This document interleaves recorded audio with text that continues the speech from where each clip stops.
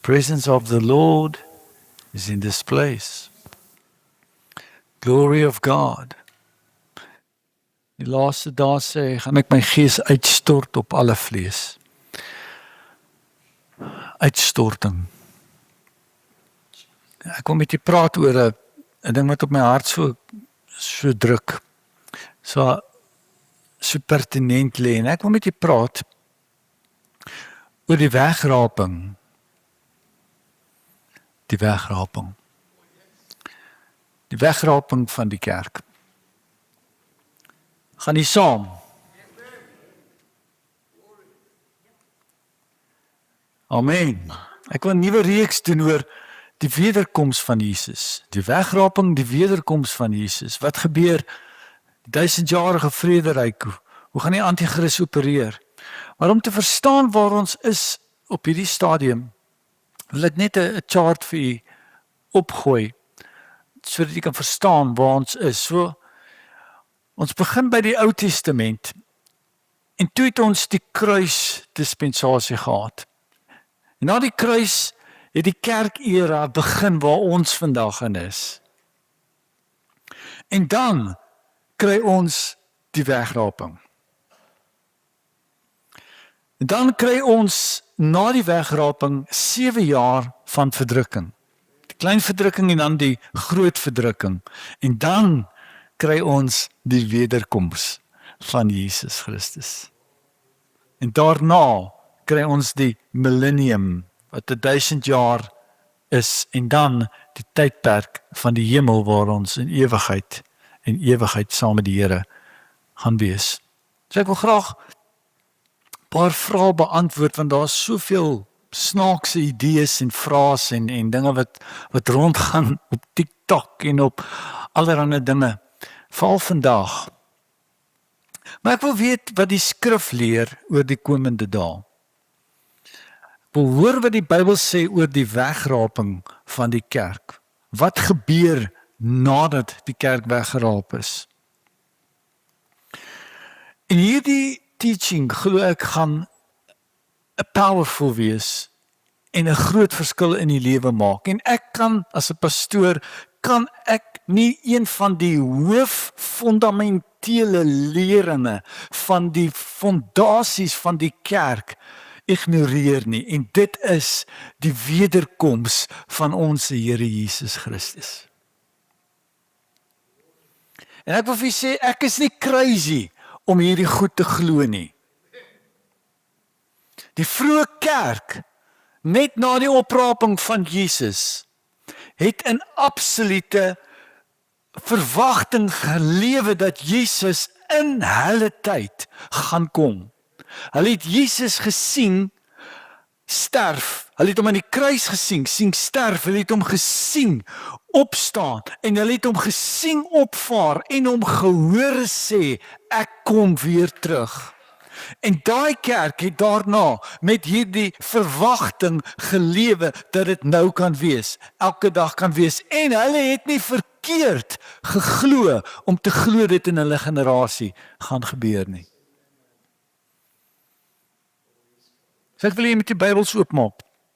Wie van julle het nog Bybels? Ek like dit as iemand met 'n Bybel loop. Ek like dit. Ek seker old school, maar ek like dit. Hierdie screens is eintlik vir die heidene. Julle moet julle Bybels kan lees. So, kom ons lees 1 Tessalonisense 4 vers 13. Maar broers, ek wil nie hê dat julle onkundig moet wees met betrekking tot die ontslapenis nie. Sodat julle nie treur soos die wat geen hoop het nie. Want as ons glo dat Jesus gesterwe en opgestaan het, dan sal God ook so die wat in Jesus ontslaap het, saam met hom bring. Want dit sê ons vir julle deur die woord van die Here, dat ons wat in die lewe oorbly, tot by die wederkoms van die Here, die ontslapenis hoegenaamd nie sal voorwees nie. Want die Here self sal van die hemel neerdal met 'n geroep, met die stem van 'n aartsengel en met die geklank van die basuin van God. En die wat in Christus gesterf het, sal eerste opstaan. En hy sê, daarna sal ons wat in die lewe oorbly, saam met hulle in wolke weggevoer word, die Here tegemoet in die lug. En so sal ons altyd by die Here wees. En sluit ek af met hierdie vers, hy sê, bemoedig mekaar dan met hierdie woorde. Bemoedig mekaar met hierdie woorde. Daai vroeë Christene, die die kerkera gebore is, het 'n absolute verwagting van die koms van die Here gelewe.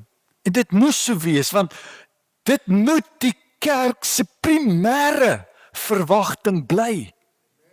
Dit moet dit wees, dit moet op die voorgrond wees van ons harte, op die voorgrond van ons gedagtes. It must be part of our believing and our functioning on this earth. We're not gonna be here forever. Anytime He can take us. I'm not living for here, I'm not living for now. I'm keeping my eyes on Jesus, on the return of my King. En ons, as by hierdie teks kom, waar die kerk elke dag verwag het van Jesus, ontstaan daar 'n probleem tussen die mense. Want nou nadat Jesus opgevaar het, het daar verloop van tyd gekom, 'n hele paar jare, en van die mense het al familielede begin verloor, sterwe in ouderdom. En die vroeë kerk het regtig verwag dat dit in hulle leeftyd gaan gebeur. Nou begin mense al dood te gaan. So hulle gaan na Paulus toe en hulle sê, ons wil net seker maak hieroor. Hy sê, ons wil probeer verstaan, beteken dit dan dat die wat nou gesterf het na die opvaarding van die Here, dat hulle nie deel gaan wees van die koninkryk nie? Want wat van die dooies wat geglo het dat Jesus gaan kom in hulle leeftyd, gaan hulle dit mis? En Paulus sê die volgende vir hulle. Hy sê, hierdie het ek van die Here self ontvang. Hy sê 1 Tessalonisense 4 vers 13, maar broers, ek wil nie hê dat julle onkundig moet wees met betrekking tot die ontslapenis nie. Met ander woorde, die wat dood is. Moenie onkundig wees nie. Met betrekking tot die ontslapenis nie, sodat julle nie treur soos die mense wat geen hoop het nie. Let wel, daar gebeur 2 dinge met mense wat nie hulle hoop en hulle verwagting op die koms van Christus het nie. 2 dinge. Die eerste ding wat gebeur is daar is onkunde. Paulus sê, moenie onkundig wees nie. As jy nie 'n verwagting het nie, dan gaan jy onkunde hê in jou lewe. En die kerk moet hierdie goed preek. Kan ek 'n amen kry? Moet hierdie goed lewe. En ons moet lewe asof hy gaan kom. Nou een ding wat baie skade gedoen het, hoekom mense vandag so twyfel in die wegraping, is al die TikToks, al die gebeure wat wel bedoelende Christene voorspel, probeer dinge uitwerk van die Joodse kalenders af, probeer kyk na of die son en die maan en die sterre almal mooi opbaan en hierdie tydperk, en hulle probeer dit wiskundig uitwerk, en dan het hulle bedoeling om mense te help, dan sê hulle, dis die datum wat dit gaan gebeur. En nog niemand was nog ooit reg nie. So moet dit nie glo nie. Ten spyte van al hierdie lawaai, wil ek vir u sê, ek glo in die wegraping van die kerk. Die Bybel sê, julle sal onkundig wees, dan sê hy, julle sal droewig wees. Hy sê, bemoedig mekaar met hierdie woorde. So 'n kerk wat nie Jesus verwag nie, is 'n droewige kerk, is droewige mense, het nie hoop waarin hulle lewe nie. Sonder 'n verwagting in hulle siel, sal jy 'n droewigheid in jou siel hê. Ek sê weer, sonder 'n verwagting in jou siel, sal jy 'n droewigheid in jou siel hê. En ek wil sê, ek voel jammer vir mense wat in godsdienste sit, soos boeddhisme en alles, en as hulle sterf, wil ek sê, daar is geen hoop nie. Al wat hulle hoop is seker om terug te kom in iets anders. Ek dink, is Diana hier so? Ek dink, vir daai tipe godsdienst om terug te kom as 'n kat is seker die beste ding. Want 'n kat het darem 'n lekker lewe. En ek glo en ek het hoop in die wederkoms van Jesus. Ek het hoop dat die anti-kris al my skuld gaan erf.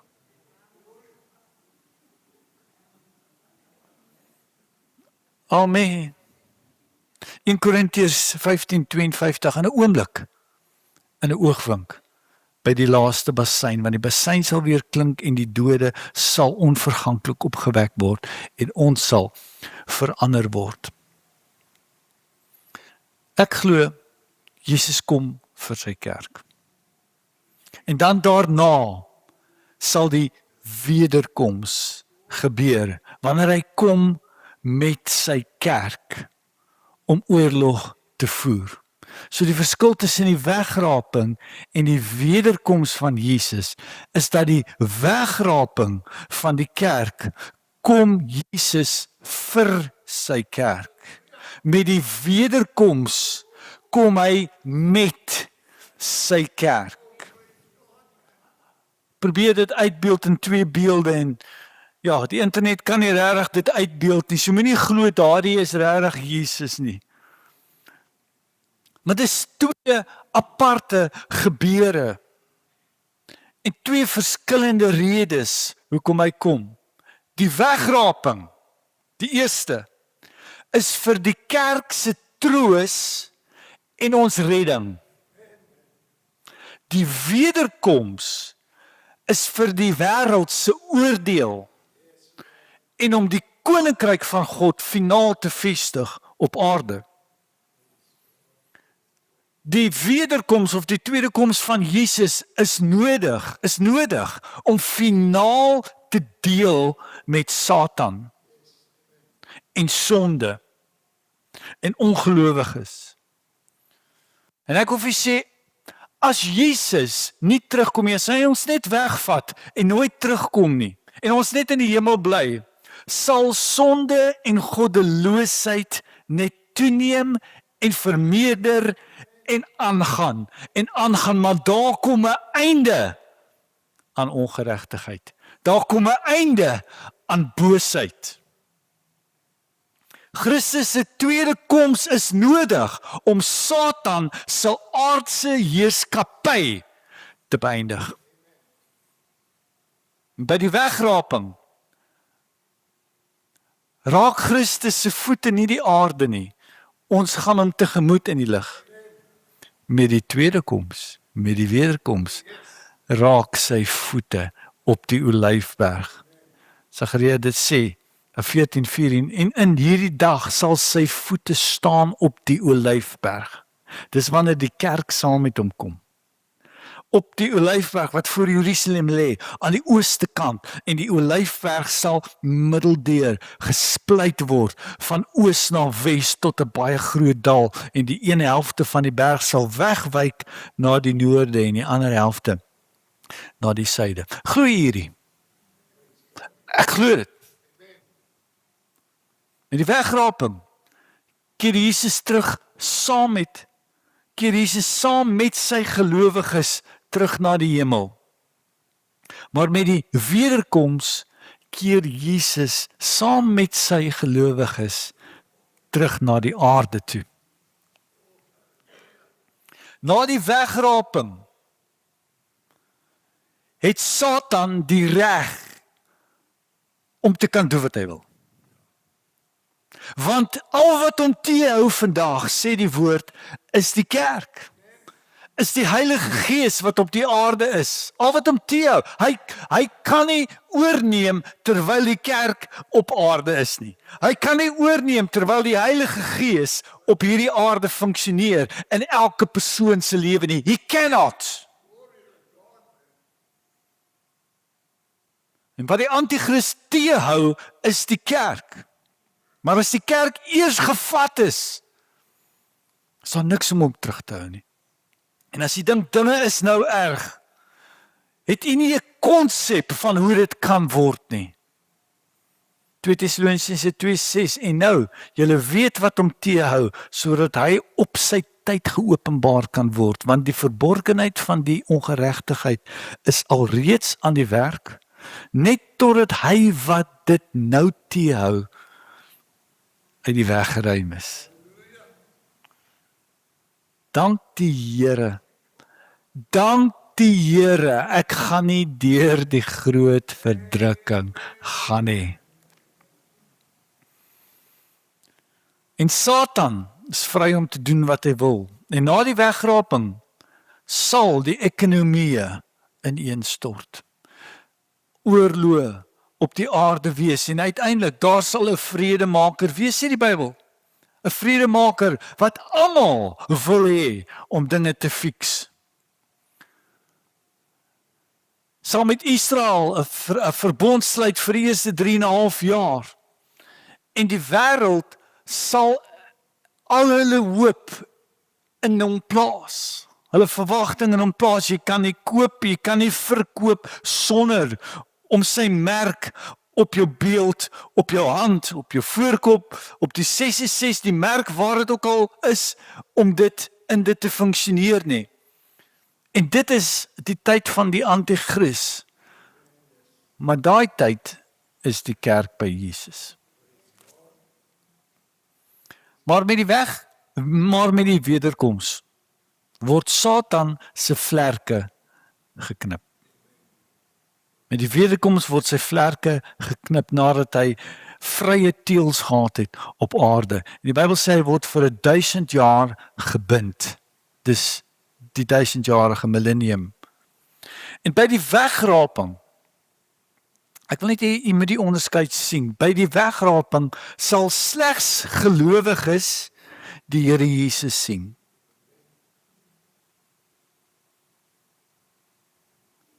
Met die wederkoms gaan almal hom sien.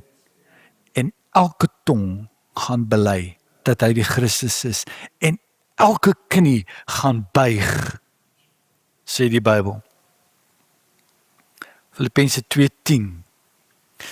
Nou, moenie 'n fout hiermee maak nie. Jesus was reg toe hy gesê het dat Satan is die god van hierdie wêreld. Hy is prins van die magte van duisternis. En Satan is in tydelike beheer wat tans op hierdie aarde gebeur. Maar hier is die ding, dit is tydelik. Nou as Christus nie terugkom nie, hy vat ons en ons is in die hemel saam met hom. As Christus nie weer kom nie, en Satan omverwerp nie. As God eenvoudig net sê, okay, Satan, jy wou die aarde gehad het, vat hom nou, en ek sal die hemel hê, en ons twee sal net nie by mekaar uitkom nie. Dink jy God gaan so iets doen? Nee, God kom terug om die wêreld wat verlore gegaan het, terug te wen. Hy kom om dit terug te eis en dit te herstel en dit te herskep. Daar gaan nie 'n plek wees waar die hemel is en 'n plek wees waar die aarde is en die duiwel kan maar nou voortgaan op die aarde en die Here kan in die hemel wees en ons daar wees nie. Hy kom om die aarde te kom herstel. Sy koninkryk te vestig. Maar die wegraping is in 'n oomblik. Het jy geweet, jy knip jou oë 20.000 keer omtrent 'n dag. In a moment, in a twinkling of an eye, sê die Engelse Bybel. 20,000 reasons for Jesus to come in one day.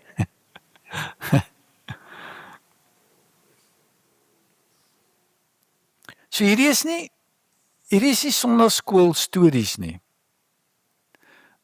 Hierdie is duidelike leerstelling in die kerk. 1 Tessalonisense 4:16 sê, want die Here self sal van die hemel neerdal.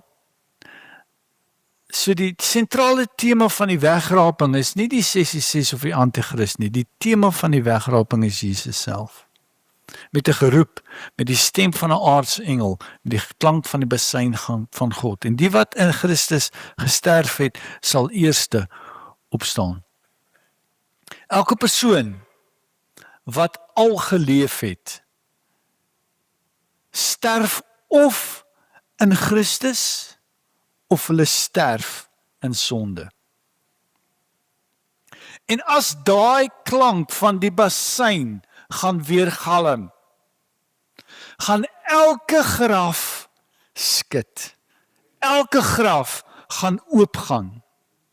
En die Bybel sê, die wat eerste ontslaap het, sal eerste wees.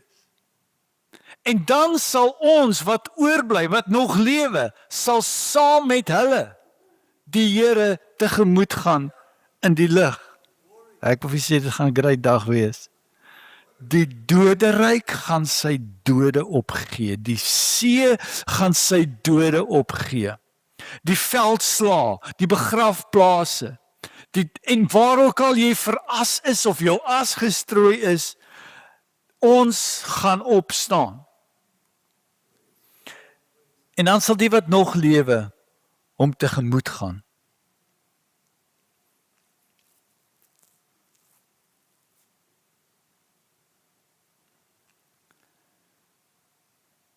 Die kerk was nie verkeerd om so te glo en in 'n verwagting te lewe vir die wegraping nie. Want dit is hoe ons vandag moet lewe. Ons is verkeerd om anders daaroor te dink en dit nie deel van ons daaglikse berekening elke dag te maak nie. Want sou jy dit gedoen het as jy geweet het Jesus kom? Elke dag moet jy met die idee wakker word dat dit kan vandag wees. Amen. En die ryk man in die storie van wat die skure gebou het en wat gesê het, ek het goed wat weggesit is vir baie jare, eet, drink en wees vrolik. Die Bybel sê, jou dwaas, hy sê in daardie nag het die Here sy siel van hom afgeëis. En toe vra die Bybel die volgende vraag. Hy sê, en wie sin sal dit wees? Wie sin sal dit wees? En dit is die vraag wat ons almal na toe gaan lei. Dis 'n goeie vraag. Ek sê vir vrou myn, dit sou daarom great gewees het om die datum te weet. Ek sal daarom maar, as ek weet wat die datum is, dan sal ons daarom maar lekker lewe. Ons sal dan spend. Kan ek 'n amen kry? So, wat ek vir julle sê, moenie al die beleggings en al die huise, wat ook al dit is, gaan staan en verkoop nie. Jy moet beplan vir jou ou dag. Amen. Jy moet beplan vir jou ou dag, maar geniet nog steeds jou daaglikse brood. Daar's 'n rede hoekom die wegraping nie predikt of uitgewerk kan word nie. Kan nie dink hoe vals mense sal wees, want as ons weet wat die datum is, sal 'n week voor die tyd, daai Sondag, beloof ek julle, sal hierdie kerk vol sit. Amen. Die mense sal sondig en hulle sal lewe soos wat hulle wil, doen wat hulle wil en dan die dag voor die tyd, dan kom ons almal tot bekering. En ons het berou. En ons verloor die ding wat God wil hê ons mee moet lewe. En dit is 'n verwagting dat Jesus enige tyd gaan kom, want dit verander hoe jy lewe. En as jy nie reg lewe nie, wil ek vir jou sê, gaan jy agterbly. Matteus 24:40 sê, dan sal daar 2 op die land wees. Die een word aangeneem, die ander word verlaat. 2 vroue sal by die meel maal. Die een word aangeneem, die ander word verlaat. Waak dan, omdat julle nie weet watter uur julle Here kom nie. Amen. I'm being called up. Engelse woord sê, being called up, die Here tegemoet in die lig, opgeraap word. Die woord opraping is nie eintlik in die Bybel nie. Maar die konsep word soveel keer in die Bybel voor die tyd gewys. Filippus sit met die hofdienaar en hy doop hom en Handelinge 8 vers 39 sê, en toe hulle uit die water opklim, het die gees van die Here Filippus skielik weggevoer en die hofdienaar het hom nie meer gesien nie, want hy het sy weg met blydskap gereis. Maar Filippus is in Asdod gevind. 28 myl van daar af. Die Here hom net gevat. Hierdie goeders het gebeur. En dit was God wat ons begin wys dat hy kan ons wegraap as hy wil. In Korintiërs 15 sê, kyk, ek deel julle 'n verborgenheid mee. Ons sal wel nie almal ontslaap nie, maar ons sal almal verander word. In 'n oomblik, in 'n oogwink by die laaste besyn, want die besyn sal weer klink en die dode sal opgewek word en ons sal verander word. So die konsep wat ek aan u wil voorhou is nie uniek aan die Nuwe Testament nie. Die Bybel in die Ou Testament sê, die Bybel Henog het met God gewandel en hy was net nie meer nie. God het hom kom haal. Elia het opgevaar in 'n wal van vuur in die hemel in. En ons gaan almal opgaan. Die wat voor ons gaan het en ons. Want die besyn sal klink, die besyn sal geblaas word. Hoekom 'n besyn? Want in die Bybel was die besyn die aankondiging van koninklikheid. En so met die wegraping sal 'n besyn klink wat sê Jesus kom. En ek wil jou adviseer om as jy dink dat jy gaan agterbly, om nie weer in 'n vliegtuig te klim waarvan die loods 'n Christen is nie.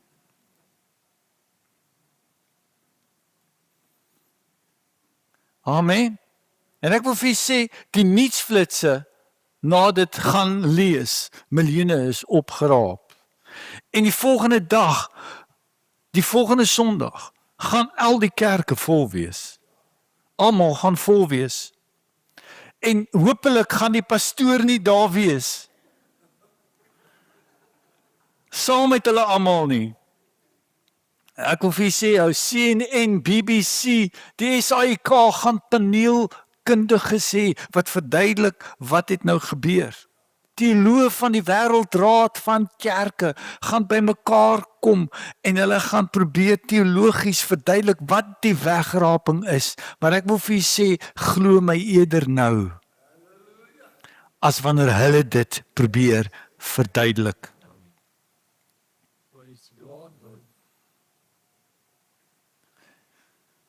Maar ons sal saam met Jesus wees in 'n nuwe Jerusalem.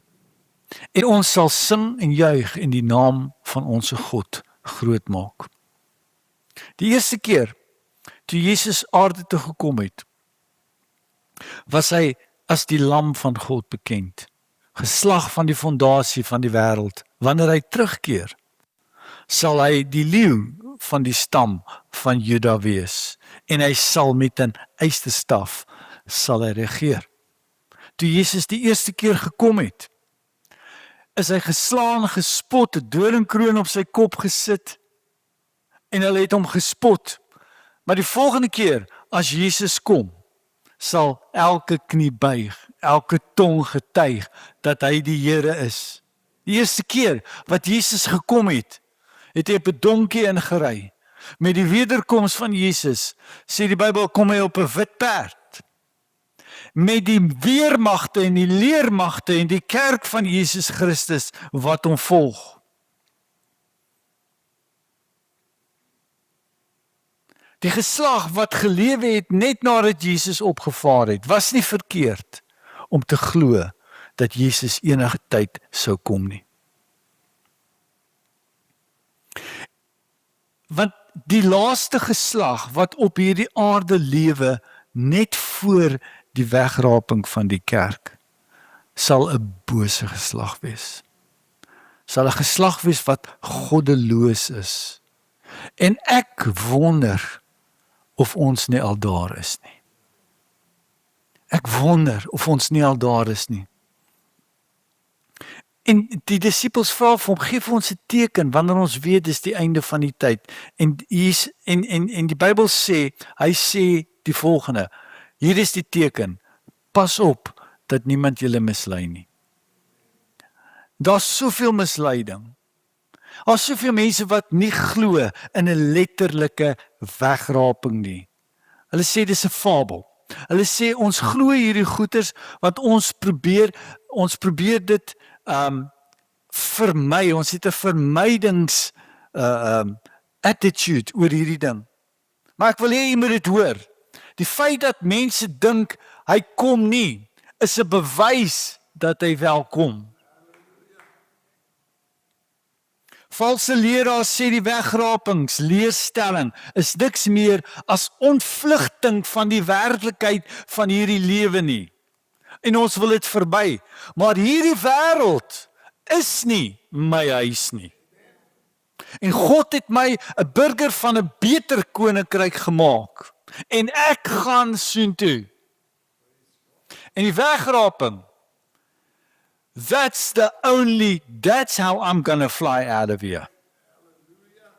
En dit is nog steeds die beste vlug om op te wees. Kan ek 'n amen kry? En ek sit nie my hoop op wie die volgende president van Suid-Afrika gaan wees nie. Ek sit nie my hoop op die volgende gebeurtenis wat in Israel of in die Midde-Ooste gebeur nie. My hoop is nie op wat Donald Trump doen nie. My hoop is op my koning wat kom.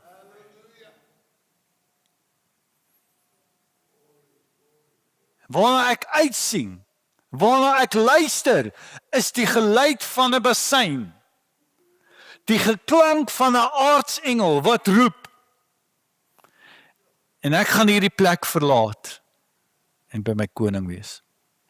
En as dit ontvlugting is, soos baie mense sê, dan beveel ek ten sterkste aan dat jy dit probeer.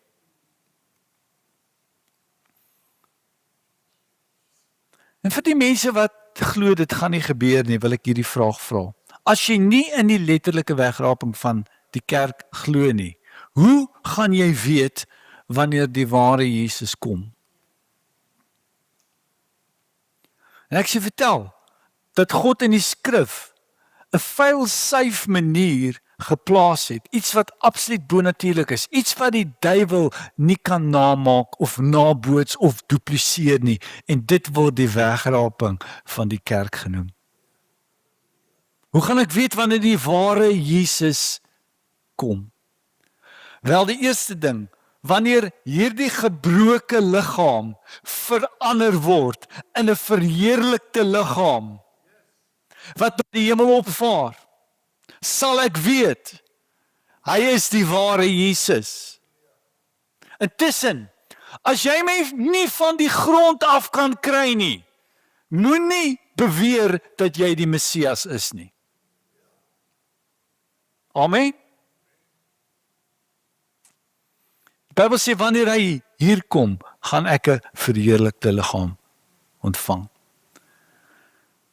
Ek wil vir u vra, lyk hierdie soos 'n verheerlikte liggaam? Eerder na 'n verlepte, verwelklike blommetjie. Hebreërs 9:28 sê, so sal Christus ook nadat hy eenmaal geoffer is om die sondes van baie weg te neem, vir die tweede maal sonder sonde verskyn aan die wat hom verwag tot saligheid. En ek wil hê jy moet oplet op hierdie woorde. Hy sal kom vir die wat hom verwag. Vir die wat hom verwag, sal hy 'n tweede keer verskyn. Eenvoudig gestel, as jy hom nie verwag nie, dan kom hy nie vir jou nie. As jy hom nie verwag nie, hy kom slegs vir die wat sy verskyning na verlang en dit verwag. Amen. And I've got this yearning to be with Jesus. It's burning in my soul. Ek kon vlug nie hierdie wêreld nie, maar ek dank die Here. En in my hart roep ek uit, come Lord Jesus, come. Praise God, man.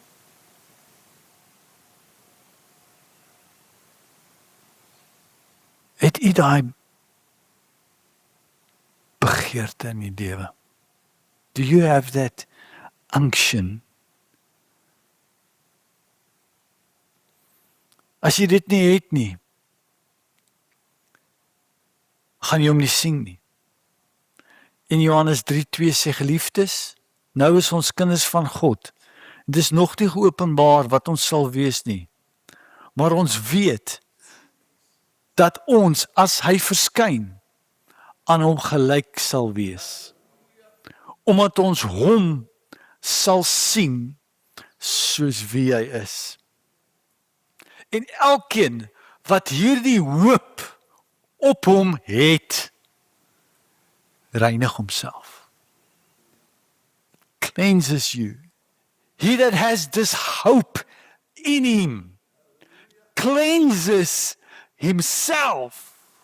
An expectation for his coming is a cleansing process in our lives that is keeping us ready for him to come. Come, Lord Jesus, come. Is u gereed? Sing jy uit daarna? Ek vra my oë te sluit. Is daar onbeleide sondes in jou lewe? Dat as die basyn sal klink en die Here nou kom, sal jy agterbly. En die enigste Messias wat jy dan ontvang, is die Antichrist. En vanoggend stel ek lewe en dood voor aan jou. Ek stel die Satan se Messias, die Antichrist, of ek stel Jesus, die Messias, aan jou voor. Die hemel en die hel. En ek wil vir jy sê, al twee kom vir jou. Al twee wil jou hê. Albei is op pad. Watter een kies jy? Die keuse is joune. As jy sê, ek wil kom, Here. Ek het daai hoop in my lewe. Ek wil nie opstaan en die hand ophef na die Here toe nie.